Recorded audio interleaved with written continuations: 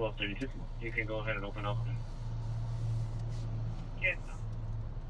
They fixed it. They fixed north. Any other unit around 355 at 8287 Northeast Manning, or control down and proceed routine.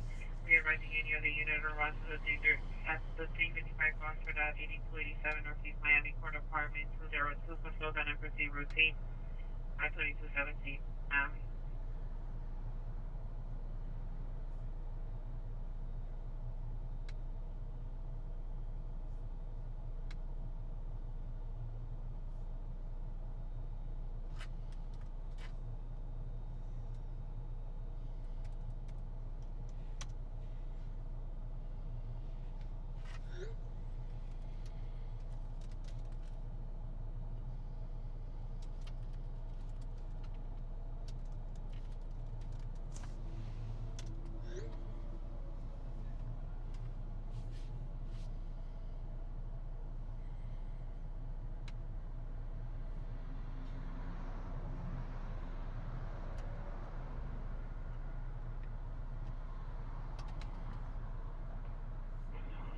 Show me listen to fast. Yes, sir. 2280 Miami.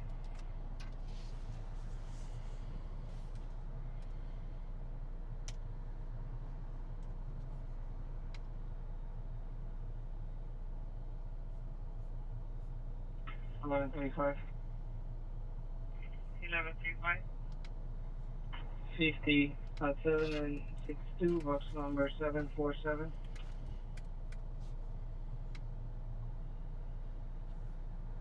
Yes, sir. 2280 Miami.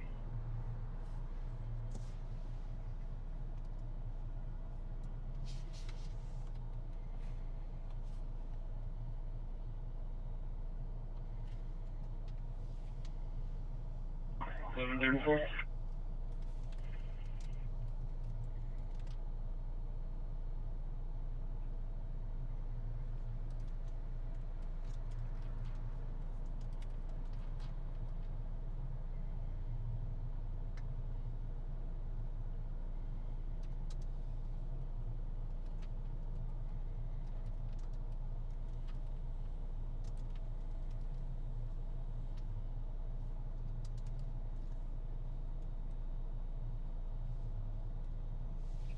Okay, 36.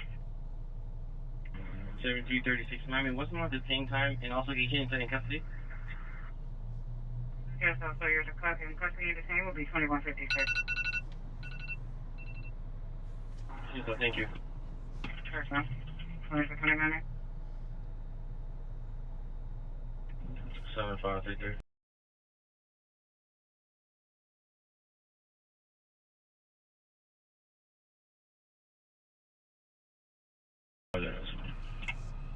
$75, 33, 34, 9, 23, 20 minutes.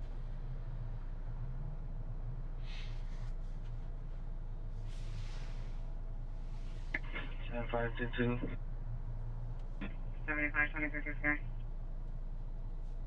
And again, 7521, just what? 7521. 7521 for KS1. Yes, sir. 23, 21 minutes.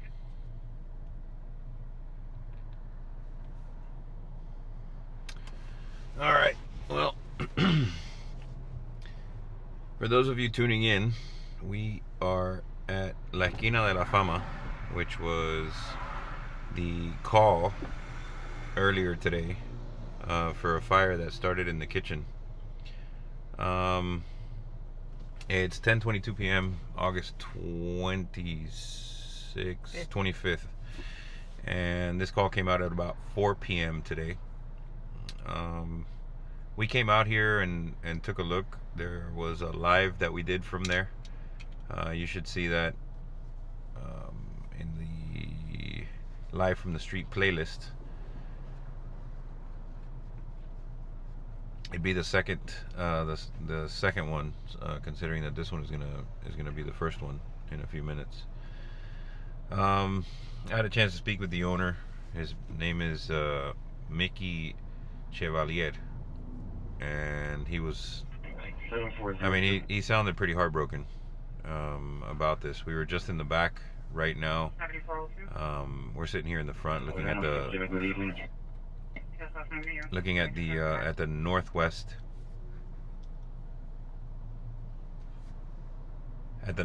corner of La Quina de la Fama restaurant, and we were just in the back on the south side of it, and the parking lot is still full of employees. They were kind of all sitting there, and it looked to be like they were, I didn't talk to any of them, but it looked to be like they were participating in some camaraderie, I guess. They were all sitting down. They took a group picture together, and they were all dressed in their, in their uniforms. And this place is obviously closed. I mean, the inside of it is completely destroyed. I saw some pictures from the inside, and it's devastating. The fire spread real quickly from the kitchen to the rest of the restaurant. The entire ceiling is basically on the ground in the dining room area, and in the back the kitchen is just completely obliterated. I mean, the roof is gone, not just the ceiling, but the roof is gone. As extensive damage. These people are going to be down and out for a while. It was a bad day for these people, and when I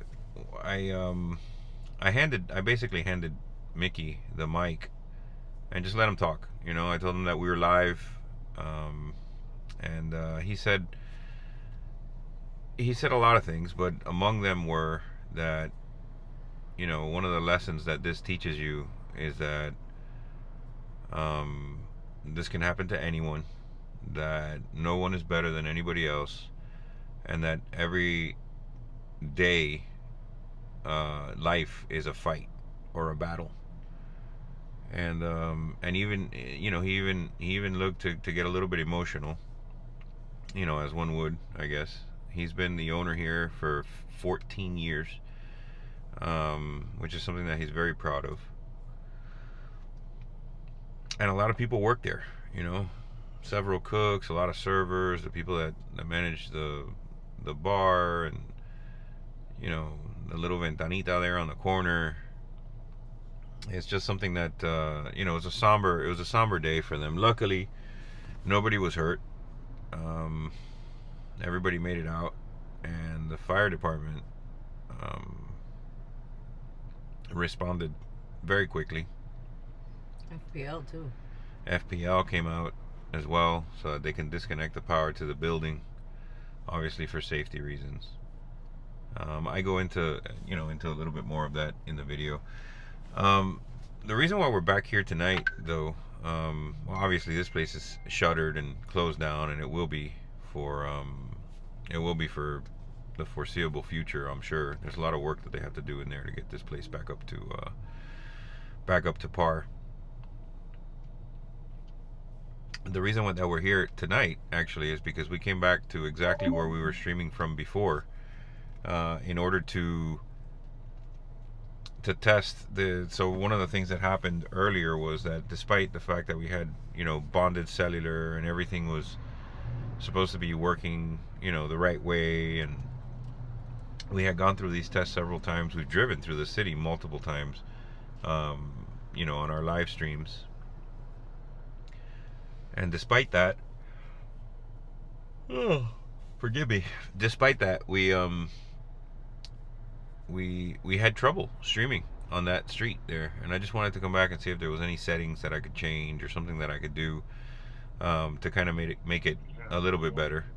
We're obviously on a different part of the street right now, which means that we wouldn't be getting any of the cellular interference that we may have been getting on the other side, on the south side of the building. But the reason why we started this live now is because we're going to go for a drive.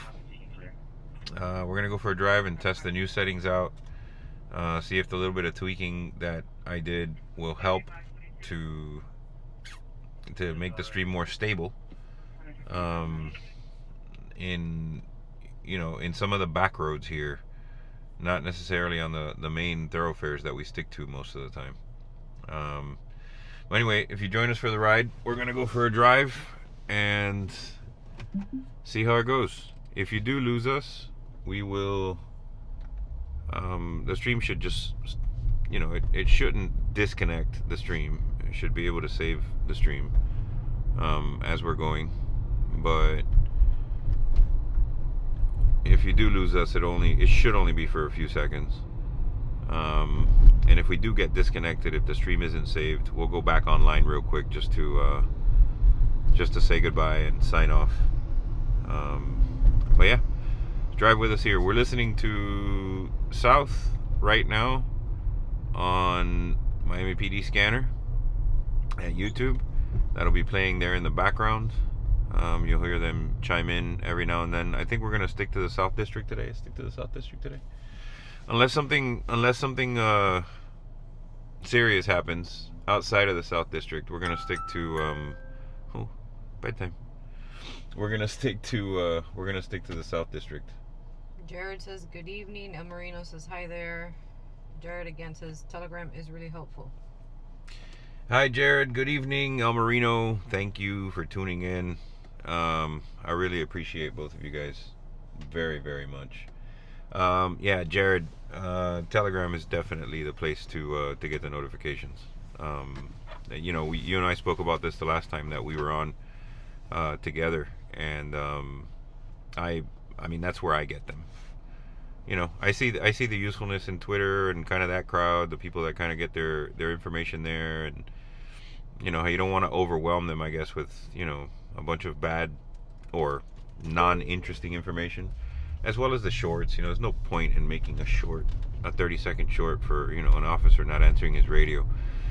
And yeah, Telegram just covers the entire gamut of notifications, with the exception of the two-tone notifications. The two-tone notifications are kind of just to get people's attention. I didn't think it was necessary to do that. But speaking of that, we did have a problem earlier today. It sounded like the beep tones on north were about, instead of being 1,000 hertz, they were sitting right about 960 hertz, 950 hertz, more or less. So it sounded like the beep tone sounded like it had a cold, like it was tired. So what I did was I made some modifications to the thresholds of the beep tone listeners, and I gave them a little bit more of a swing, so just in case there's ever an issue like that, we'll be able to capture that as well. So we may have missed a couple of beep tones they've since fixed the problem. I just heard a north beep tone a little while ago, and it was back to 1,000 hertz. So I'm pretty sure that it had something to do with maybe an upgrade or a change or some radio issues or an antenna issue or something that they were having. But they seem to have fixed it. Either way, if it does happen again, we should be able to capture those beep tones that were outside of the threshold previously, because I expanded the limits of that threshold. The swing is now larger in either direction, plus or minus, from 1,000 hertz. But yeah, what else we got? Who's laughing? Nothing. El Marino's laughing. What? Yeah. What did you say? Are you talking shit behind my back, bro? Yes, okay. Oh my goodness. So 7521 on 19, I saw him go by. It's going to be on Southwest 27 and 24 Terrace, Delta Whiskey Papa 5956. So they come back to nothing. We don't have black laws. I carry you. You said a 7521 and South 24 now with the report? QSO and the CNT report as well. 27th Avenue and 26th Terrace. What, you want to head over there, see what's going on over there? Yeah. Jared said, I noticed late last night they are slowly integrating new radios. Yeah, they're definitely doing something. There's been some changes that they've been making. Hopefully that doesn't mean that they're gonna encrypt. If they encrypt this channel's over. It's done for. It's something that I've always had in the back of my mind. They could do it. They have the ability to encrypt, without they currently have several channels that are encrypted. But hopefully they'll see the error in doing that, and not try to go that route. You know, like I have no problem if they encrypt the TAC channels and, you know, stuff like that, but just general dispatch, dispatch like general public knowledge, public need to know stuff. I don't think that should be encrypted. In fact, I think that anybody who does that should remove it.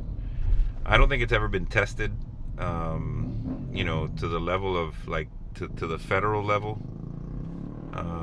I know that there is a whole slew of people that discuss this topic online.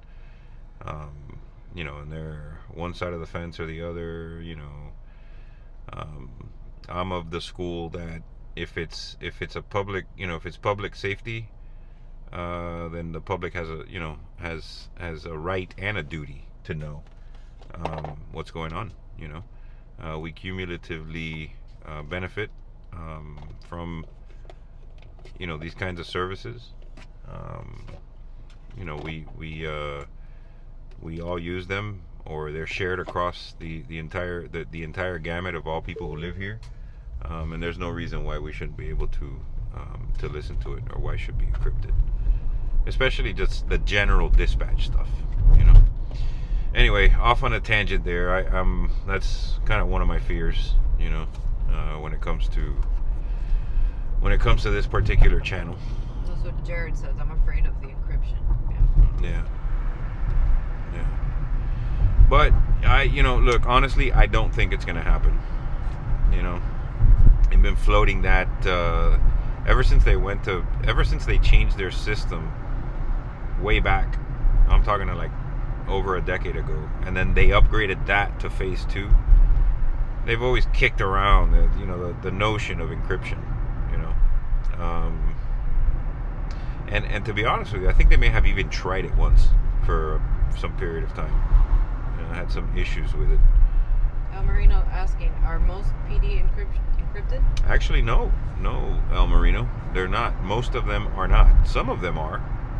You know, FHP is encrypted. City of Coral Gables is encrypted. But in South Florida, I think that's about it. You know, Pines is not, or I don't think it is. At least it wasn't. Hialeah is not. City of Miami Beach is not. Miami-Dade County is not. You know, every single one of the sites for Miami-Dade County is open, with the exception of, you know, their serious tactical channels. You know, so like when the police are doing some type of an operation, you know, like a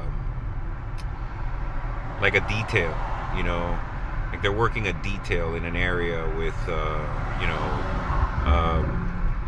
a rash of, you know, car thefts, you know, or something like that. You know, you have a tactical unit that's working that detail for, you know, several weeks at a time, and, you know, all of that stuff is going to be, for the most part, is going to be encrypted.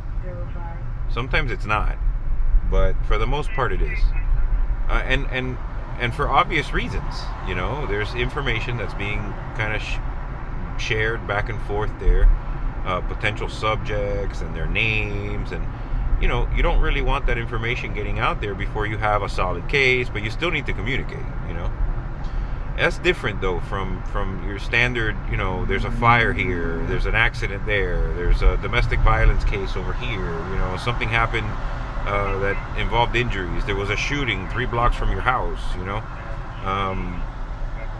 You know, it's different, you know. And I think that the main general dispatch, you know, where you have dispatch involved in moving, you know, units around and staging assets in different areas, I think that should definitely continue to be unencrypted. You know, so, but we'll see, you know. I think that's a matter of the will to do it or the will not to do it, and kind of where public sentiment lies. And I mean, let's be honest, there's not, you know, there's 2.5 million people that live in Dade County. There's probably 350,000. I think we spoke about this, but 350 or some odd thousand that live in the city of Miami.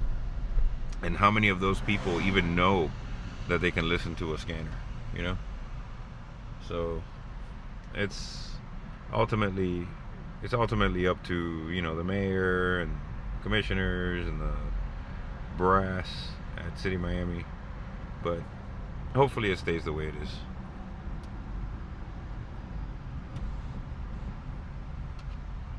What else is going on? That's it.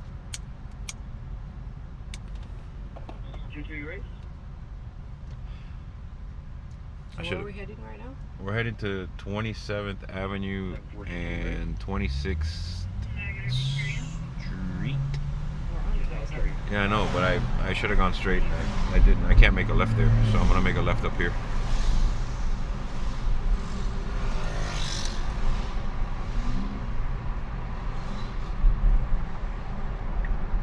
Get it right here. So I can go back to 27th Avenue. Oh, really? Yeah. That guy's always there, no? Yeah. Oh, some other news. I don't know if you guys saw the post on X, but today, what's today? Today Tuesday? 25th. Today's Monday. When did I get the batteries? Yesterday? Sunday. Sunday. Yeah, so I took the channel down for a little bit on Sunday in the morning. And those of you who follow on X would have gotten that notification. But basically what I did was I replaced the batteries in the UPS because they just simply weren't holding a charge anymore. And I decided to go with lithium Life Pro 4, whatever that technology is. Anyway, they're lithium batteries. I got the same amp hours because the form factor is, for that particular UPS, is the same. I was planning on kind of just removing the batteries from internally from the UPS and putting two huge batteries on the outside that would run the channel for 6 hours. And then I saw the prices and I was like, yeah, no, that's not happening. So I just got the batteries for the backups, but the same form factor, same amp hours. They're much lighter weight, easier to manage.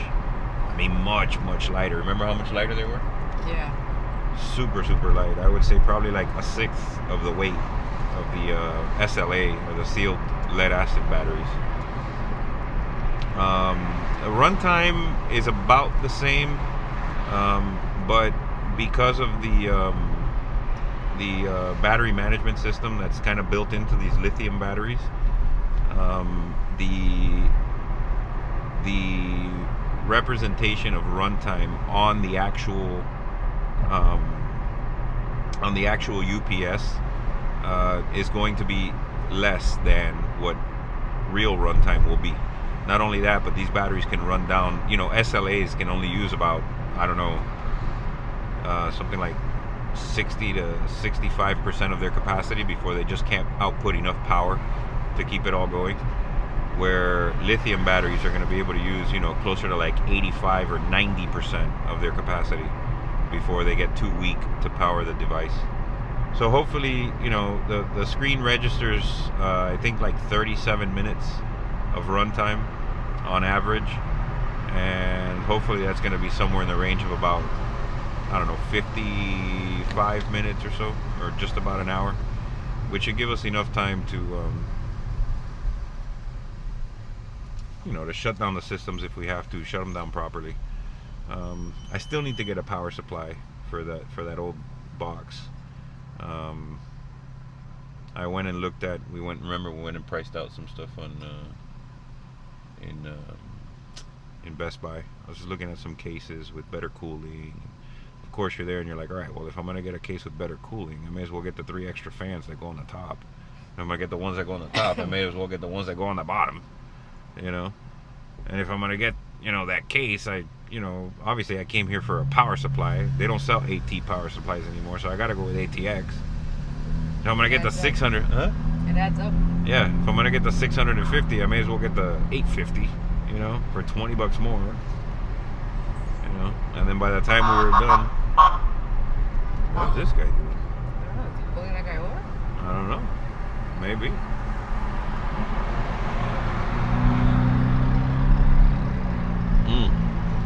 Look at this guy with the with the 360 cam on the back.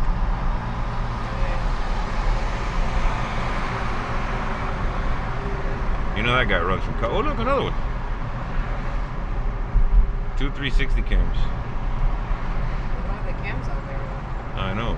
I mean, well, maybe they do.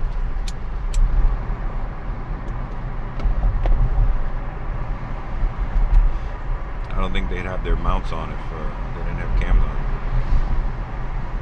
I don't know. I wasn't looking. So yeah, we solved the battery issue. Working on the power supply issue. I think I might just go for an old AT power supply, or at least a new, to me, one that has steady power. You know, the cameras aren't on there. It says they're gonna go drag race. Oh yeah, they're gonna go drag race for sure. You know those guys are running from the cops all the time.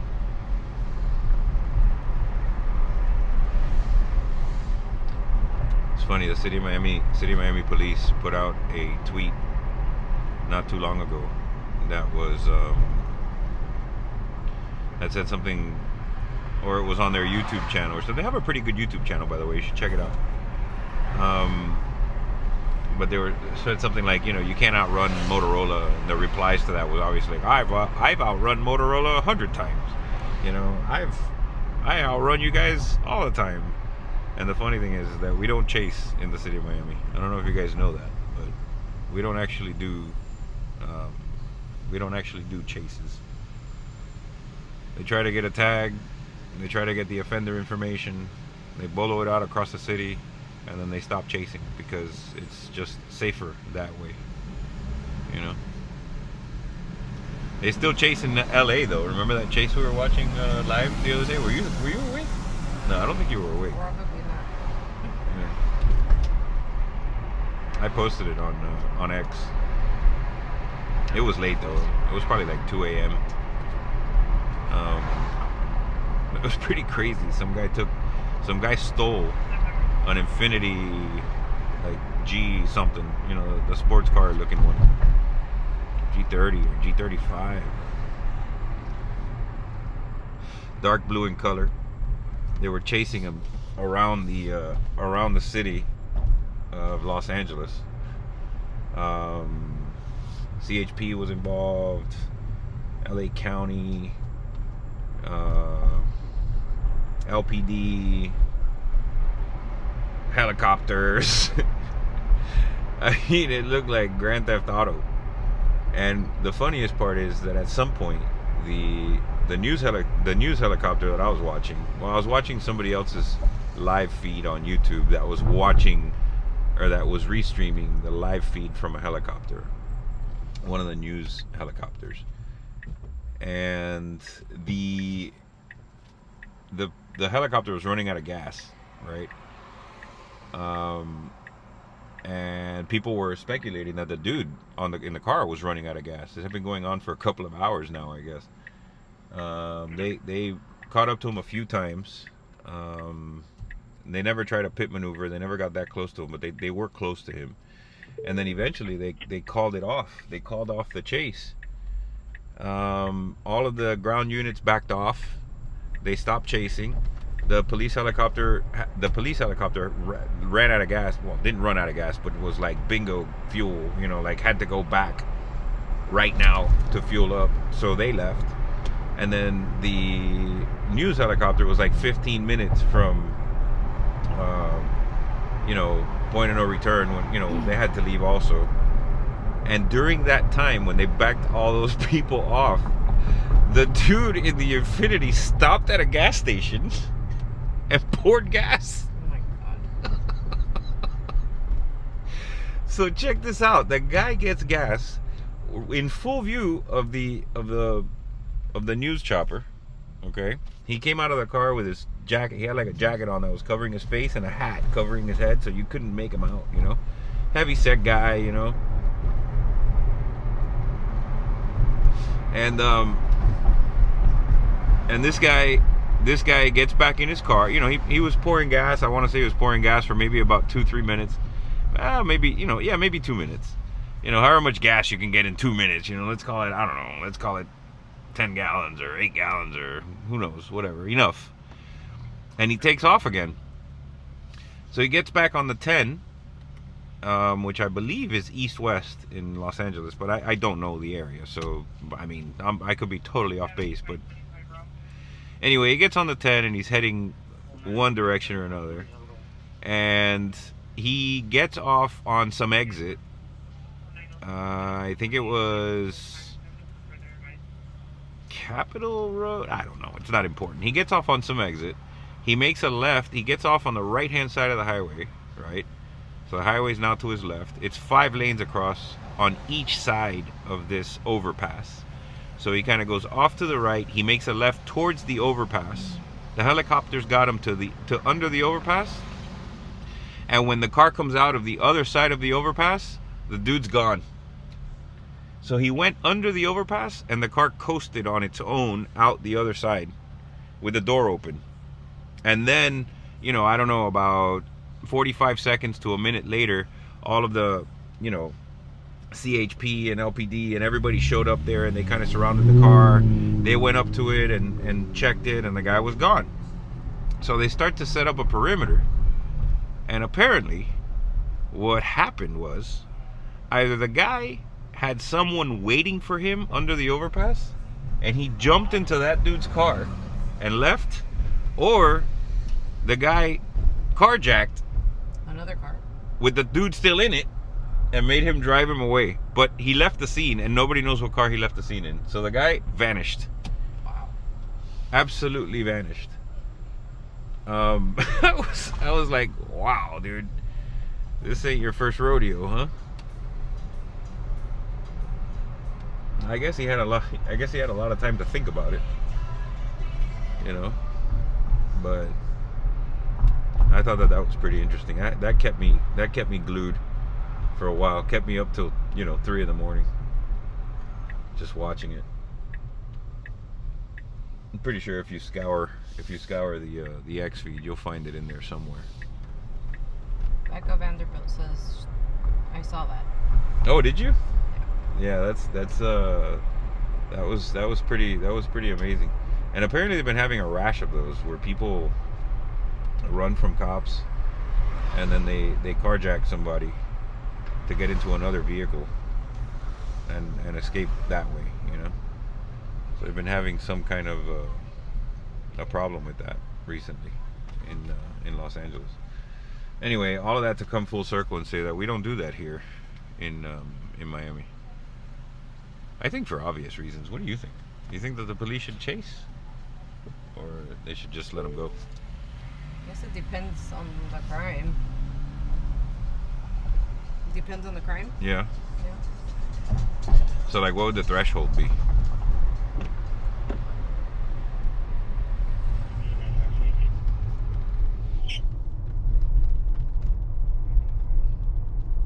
I mean, I think that, like, okay, what about a stolen car? What if they know that the car that they just found, right, that's evading them, or, you know, fleeing at a high rate of speed, or whatever it is that's going on?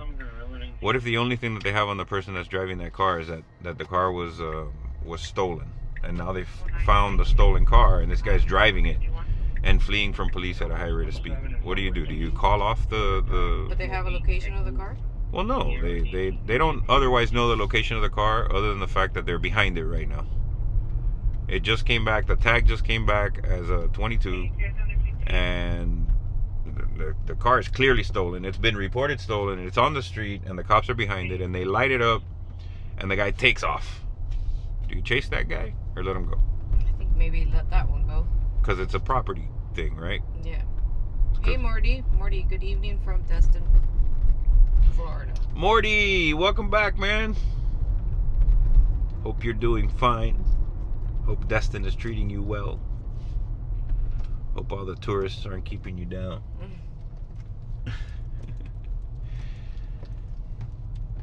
But yeah, I think definitely, like, you know, a stolen vehicle, I say let it go. You know? Like, what's the point in chasing that? Majority of people who have a car are going to have insurance. It's going to be covered to some degree, you know.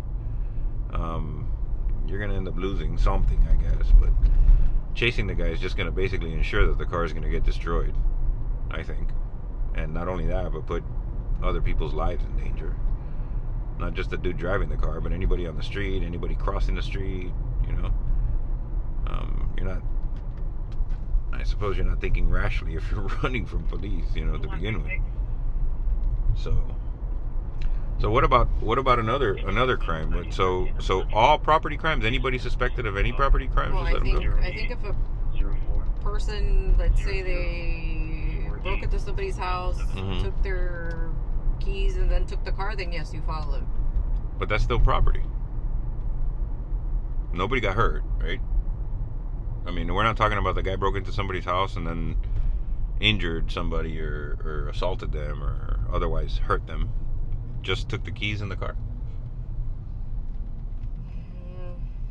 Yeah, I guess. I don't know. I think that property crimes, I mean, if you can defend your property, fine. You know? But if the car's gone, there's no... Hopefully you have insurance. Yeah, well, hopefully you have insurance, you know? But if you don't have insurance, that's kind of on you. Morty says, I agree, but cops don't think like this. Well, that's what we're talking about, Morty. We're talking about the city of Miami compared to the city of LA. In Miami, it's not... kidnapping for sure. Yeah, you gotta follow. Oh, yeah. No, if somebody's being kidnapped and they're in the car, you definitely have to follow them. You have to bring all the assets to bear at that point. You know, when somebody's life is on the line, you know. And I guess it gets, you know, you kind of get to the whole trolley, you know, the trolley with the 5 people and the 2 people, and you know the one, you know the trolley riddle. Do you save the 5 people or do you save the 2 people? You can only do one. Which one do you do? The trolley is a train, no? Isn't it the train? It's a train or a trolley, something on tracks. I can't remember it. Maybe somebody can post it in the chat and we can read it.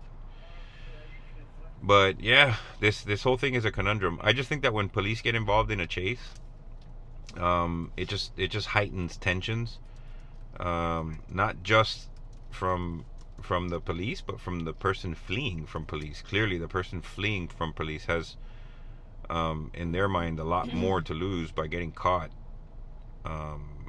you know, than the police perceive they have to lose. And I'm not sure that either one of those 2 parties is actually thinking, well, I mean, I guess the police would be to a certain degree, thinking about other people that you know, that they can hurt, that are not even involved, you know, just innocent bystanders or something.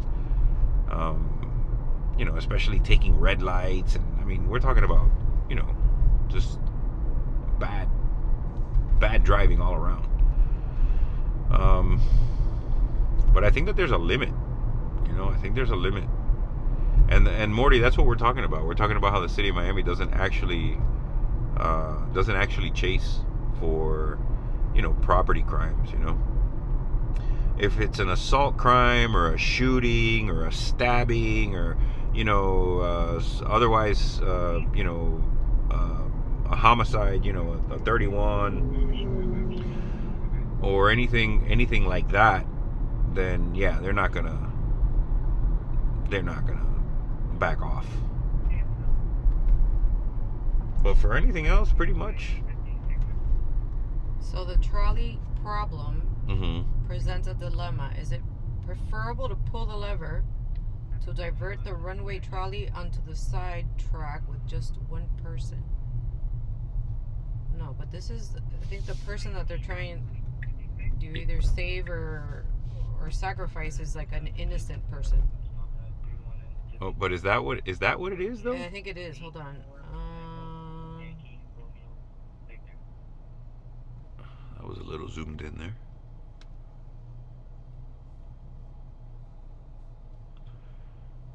Yes, I know we're having all kinds of glass issues. Don't remind me. So the trolley dilemma is an ethical thought experiment where there's a runaway trolley moving down railway tracks. In its path, there are 5 people tied up and unable to move. Right. And the trolley is heading straight toward them. Right. People are told they are standing some distance off in the train yard next to a lever. If they pull this lever, the trolley will switch to a different set of tracks, but will kill one person who is standing on the side track. The people have the option to either do nothing and allow the trolley to kill the 5 people on the main track, or pull the lever, diverting the trolley onto the side track where it will kill one person. So what do you do? Well, there's no right answer. You're either utilitarianism. Utilitarian. Utilitarianism. So that the philosophy is this holds that the most moral action is the one that produces the greatest good or the least harm for the largest number of people. In the dilemma, a utilitarian would likely choose to divert the train to the track with one person to save the 5. The reasoning, the mathematical outcome of saving 5 lives at the cost of 1 is considered the better outcome. But then there's a deontology. Is adhere to moral duties and rules. The philosophy, this perspective believes in following moral duties and rules regardless of the outcome. In the dilemma, a deontologist would argue that it is wrong to take an action that directly results in the death of an innocent person, even if it is to save more lives. The reasoning, the act of killing the one person is seen as inherently wrong, even if you are not the direct cause of the situation. So, in other words, if you do nothing. So the dilemma's complexity is emotional versus rational. So which one is emotional and which one is rational? Brain studies show that diverting the train often engages in logical rational in the logical rational part of the brain, while pushing a bystander to stop the train engages emotional reasoning. To stop the train? Wait, we didn't even have that as an option. It either hits 5 people or it hits 1, and the only thing that you can do is change the track or do nothing. By pushing a bystander to stop the train, by killing the one person. Oh, got it. So many people would flip the switch to save 5 at the cost of 1, but would not push a bystander off a bridge to achieve the same outcome. Oh, got it. This reveals a difference on how we perceive the moral difference between indirect action and direct involvement. So there is no right answer. The trolley problem is designed to be difficult and show that there isn't a universally agreed upon correct answer. Interesting. Yeah, I guess in some way chasing somebody in a car, the police chasing somebody in a car, kind of. Yeah, Morty says, I can tell you back in the day, cops would chase you. Oh, yeah, for sure. 100%. I think that's how we learned not to. Not to do it, yeah. Yeah. Sean says, I don't think they should chase for property crimes, yeah. Yeah, I think that's how we do it. That's the reason why we do it like that here in Miami, anyway. I'm sure that there's still plenty of cities. I mean, unless there's a kid or I would even say a dog in the car. I know a lot of people don't agree, but if our dog was in the car, somebody carjacked the car, shit. I would go absolutely batshit crazy. Yeah. But dogs are property. I think that maybe the rules in Florida have changed a bit, just because of the amount of people who view their dogs as part of their family, now, and how things have changed just in general when it comes to pets and animals. I think that the punishment for hurting animals is much, much harsher now than it ever was. Good. But I think that pets are still considered property. and any crimes against them would be considered property crimes, not. I mean, the police dogs are considered police. Well, yeah, but I mean, they get a little carve out because, you know, because we don't write the rules. Exactly. Because if we wrote the rules, our dog would get a carve out too. What about you guys? You guys dog people? How's the rubberneckers in the chat?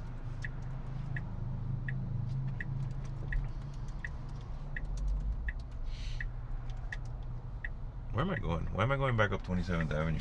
I'm just driving around aimlessly at this point. Talking about moral dilemmas. How's the stream, by the way?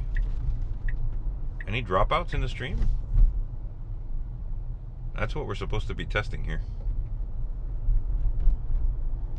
El Marino says, don't mess with my dog. Yeah. Yeah. I hear you, El Marino.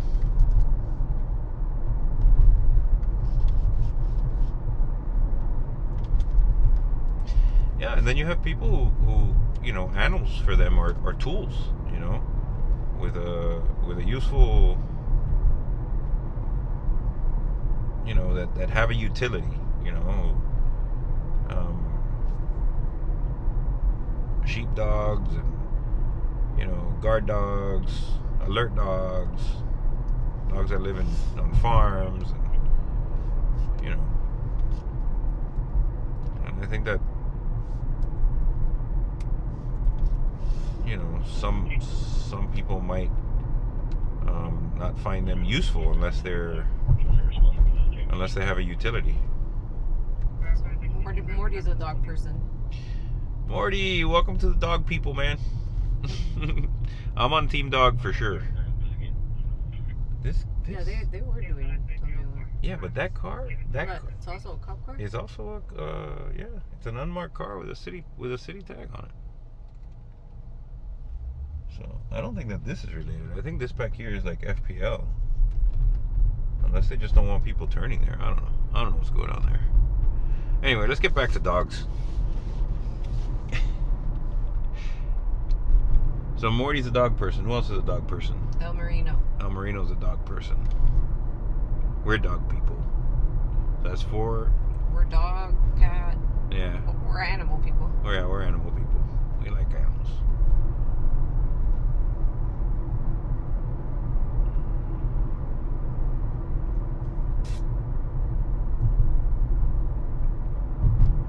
Well, we're keeping the streets safe again. Yep.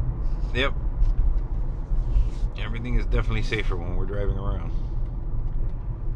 You know, I'm a few more times and I'm gonna really start to believe that shit.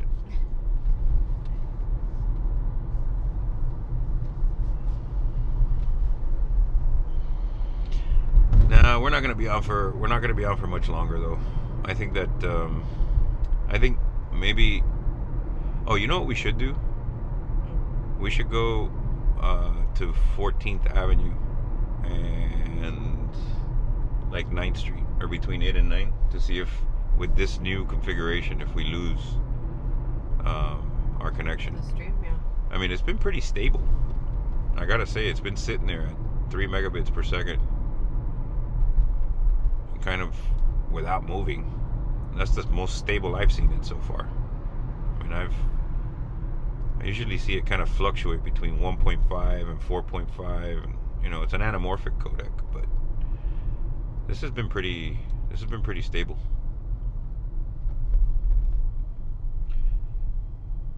So let's go up 8th Street. We'll go to 14th and 8th. See if we are still stable. Morty has little hot dogs. Aww. Oh my goodness. Little hot dogs, are they the short hair or the long hair ones?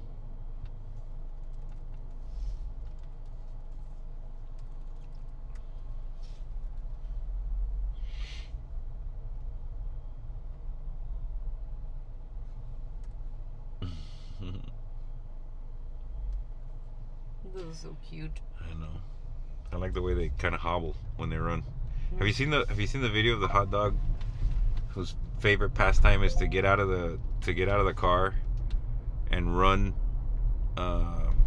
home while the person in the car drives next to them. Remember that video? It's a little hot dog? It's a little hot dog. He runs really fast. He's got short little legs. They're so cute. Morty says the video looks good. Alright. We're gonna try and see what's Yeah, if it drops off again. We're gonna go to this one spot where we were doing the fire from earlier today at La Quina de la Fama. The corner of fame. The famous corner is the name of the restaurant.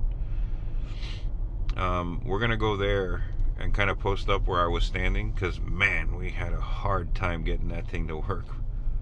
It was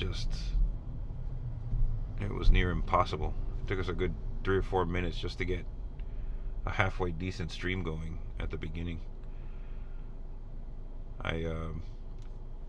It's funny. Piebald Dabble? Was that Morty? Yeah. Piebald Dabble. No idea. What is that, Morty? Use your words, Morty. Yappers. They're yappers. They're yappers, are they? Yeah. They're yappy dogs? They're fierce little dogs, though. Yeah. I remember I got bit by one. I didn't do anything to it. It came and smelled me and then just bit me on the leg. And they're horny little dogs, too.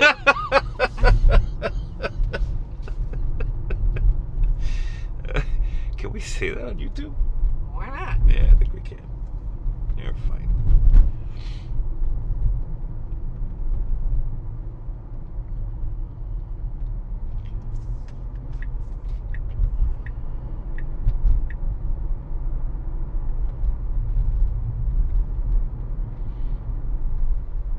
Alright, so we're coming up on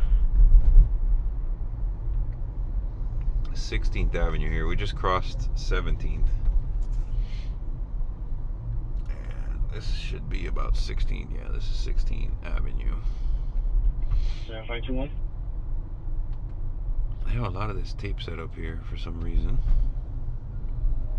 7521. I'm not sure why. This is the McDonald's that's on 14th. I think because they had all this from 17th Yeah. closed. Reference traffic enforcement. This is the restaurant that kind of burnt today. And this is where we're having all kinds of issues streaming. I'm gonna do like a 3-point turn up here and post up where I was earlier. But just looking at it right now, it seems pretty steady, to be honest with you. I mean, just driving through there, it hasn't moved from 3 megabits per second, so that's good. I think we may have found something, but we'll see. I'm gonna turn around here. Thanks. 0917. No, it's not working. We're gonna move from here.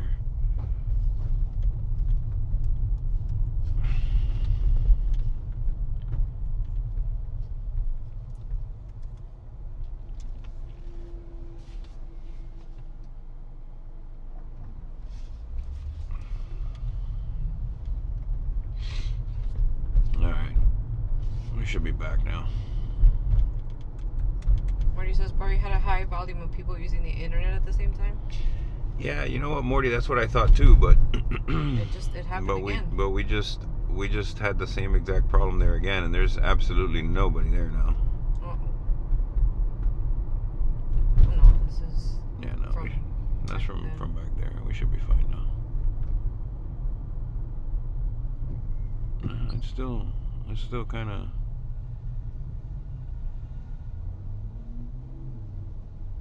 We've never had problems on 8th Street though. It's No, weird. I know, but since it dropped over there, it might take a minute to figure out like which path is better. I might still be trying to work that out. El Marino says you're back. Yeah.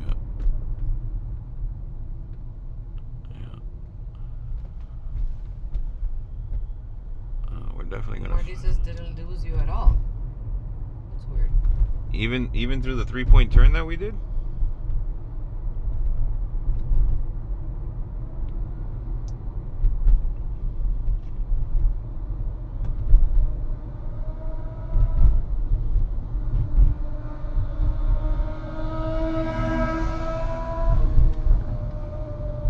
Now we're definitely out of whatever dead spot that was, because we're right back to 3 megabits now. What street was that? Was that like 10th Avenue? Yeah. So from like 14th Avenue to 10th Avenue, and now we're back to like pegged 3 megabits per second. I'm curious to try that Brickell area again. So I'm gonna go over there and give it a try real quick, and then we'll sign off after that. It's getting late. It's Monday night. Gotta work tomorrow. Yeah, it's been a long day as it is. It was a long day 5 hours ago. It's just a pile on at this point. We need some sleep. I need some sleep. I need some water. Water. You do? Oh man, that's awesome. Can I have some of your water? No. No? Can I wet my whistle? No, didn't lose you at all, no.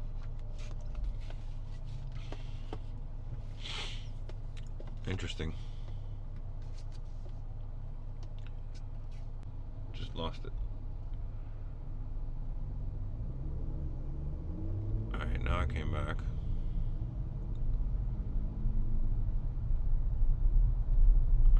Lost it again. Hey, weren't they doing something with fiber?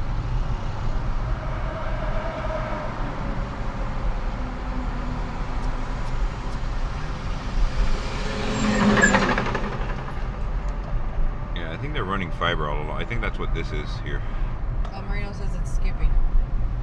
Morty is retired. You lucky dog.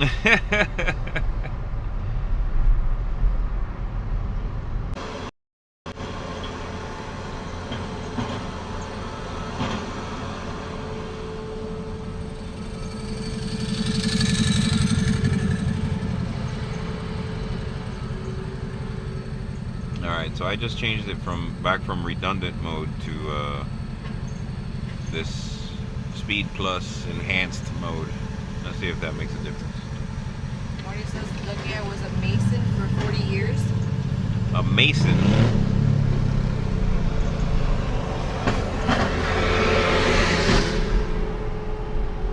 So like one of the, you actually laid bricks for a living, or are you talking about like the 33 degrees of Illuminati?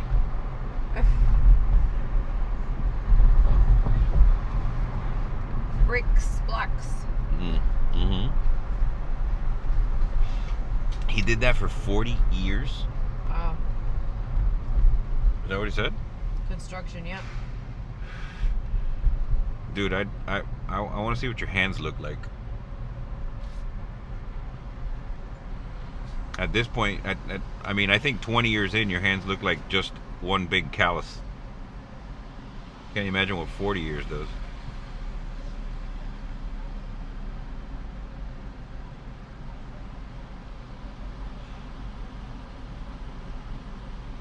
They soft. They're soft? Yeah. How long you been retired, Morty?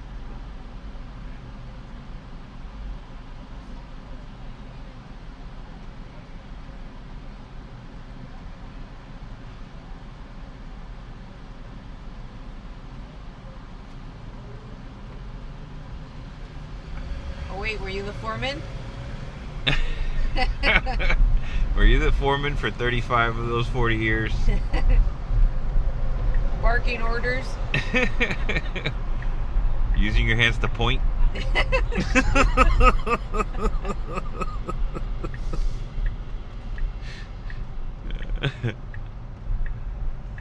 All right.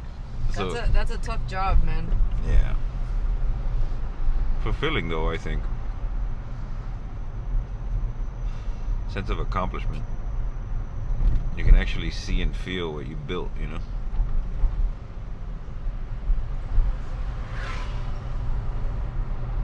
I own the company. Oh, no Oh, wonder. okay. So you put in a good 10 years of... Nah, I'm sure you got your hands dirty. 10 years of balls to the wall, and then you started running crews.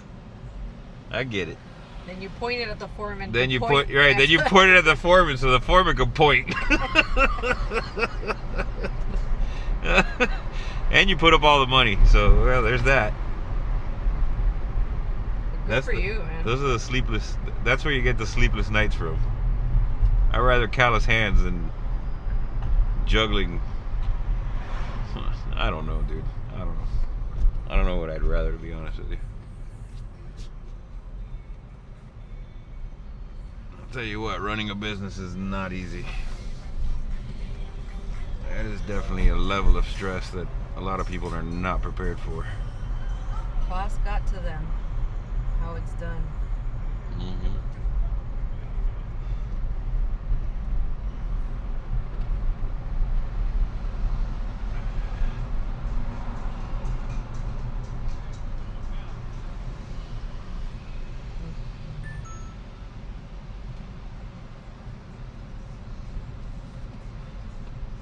Alright. I don't know. I think we're never going to defeat this dead cell spot thing. There's just nothing we can do about it. I have to live with it. Kind of frustrating though when you find a perfect spot to set up a camera. You're out there sweating in the sun, and you know you got the perfect view of everything that's going on, and the only thing streaming it is the fact that there isn't a cell tower that's close enough. Morty just put it like this: I don't miss it. Yeah, no, I know. Yeah. I know. Trust me, Morty, I know.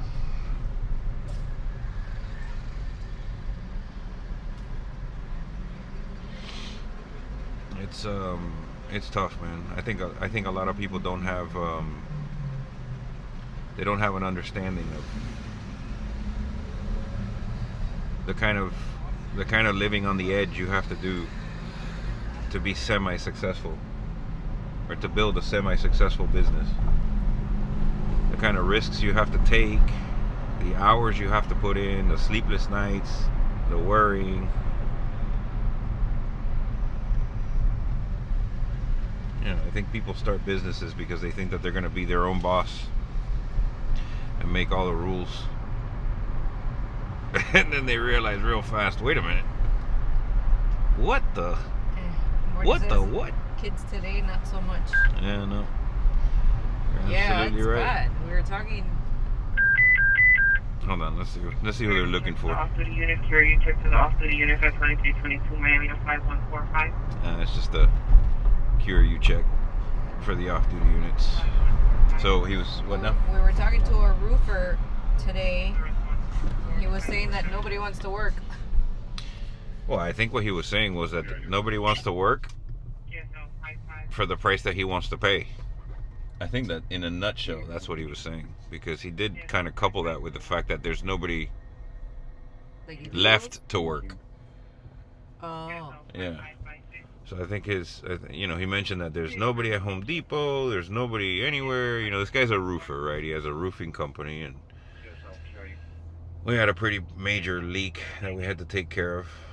That's how our day started. Well, that's how our week started. Our weekend. Our weekend started that way. It's been raining.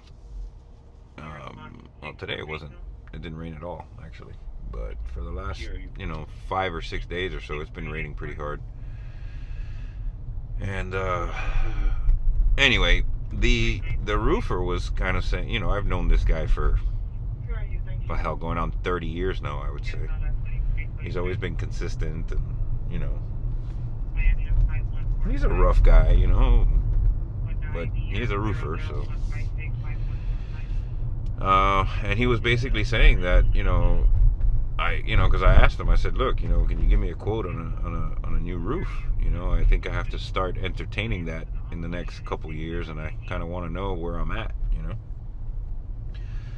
Last time I put a roof on was, you know, 20 years ago. So obviously things have changed. And he told me flat out, he goes, you don't want me to quote a roof now. He goes, you want me to fix your leaks until I can't fix your leaks anymore and then quote you a roof, is basically what he said. This is a roofer. And essentially what he was saying was that everything is so expensive right now. From, you know, concrete barrel tiles, you know, costing $12 to $14 each, to not being able to find the labor, cheap labor necessary to do something like this. Marty says roof is everything. Yeah, it is. It is. Look, I think you know, I'm not gonna get heavy into the politics right now, but I think that we do need a bit of a reset. You know, I think it's on, you know, to put it mildly, I think it's unjust that that we pay people less money. Well, I mean, I don't know. Is it unjust, dude? I don't know. I don't know. I don't know if it is or if it isn't. What I do know is that people who are here that are not supposed to be here, that are not supposed to work here, are the ones getting the jobs. And clearly there's people out there willing to do the job, but obviously for more money, because they need more, you know, to live here, you know, to sustain the lifestyle that they're accustomed to. And I think that insurance. What's that? Well, no, the leak wasn't from. No, the leak wasn't sudden or catastrophic. It was more like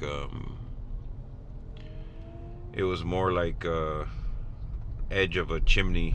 Yeah. You know, fireplace. The chimney.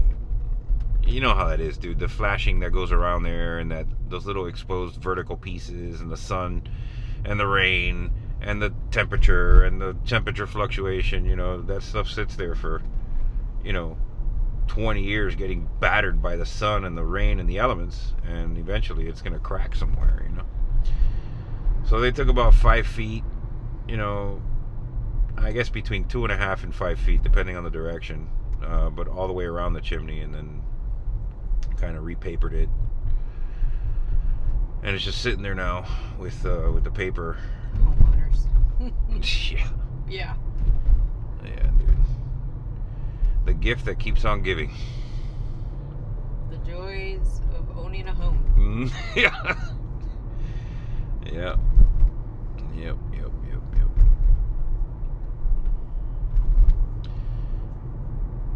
So I think we'll take a ride up to 27th Avenue and Hail damage? No, I don't think. No, it wasn't. It I've wasn't. never seen hail. I mean, there's been hail here, but they're tiny. You know, most of the rain here falls when it's, you know, 80 degrees outside. You know? And temperature inversions are rare here, unless the conditions are like very, very specific. But it happens. I mean, it does happen. But no, we don't. Hail damage is not something that we discuss down here. Not with any. But yeah, no, it's just an old roof getting older, you know. And it's, to be clear, it's a tiny leak, you know. But if you leave that like that and you don't take care of it, it's going to become a bigger leak. And eventually there's going to be water damage. And then your ceiling's going to fall down, you know.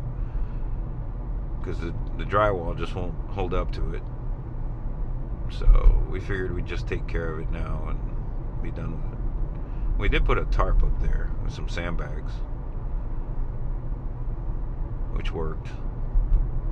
Marty says I have 2 to take care of. LOL. That's what you tell your insurance company. Oh. Yeah. Well. A good roofer will hook you up. Mm-hmm. Yeah, I think we gotta Yeah, we got a good roofer. We got a good roofer. It wasn't bad. You know, guy's more than fair. Again, I've known him for a very, very long time, so he kind of shows up and just, hey man, give me this much and call it a day. So I'm happy with it. Deductibles would have been. Water is evil. Yeah, yeah, yeah. We have a friend that says that when it rains, he puts tape on his mouth, so the water won't get in there. He says it's poison. I don't have to describe, but this guy is, you know, a functioning alcoholic.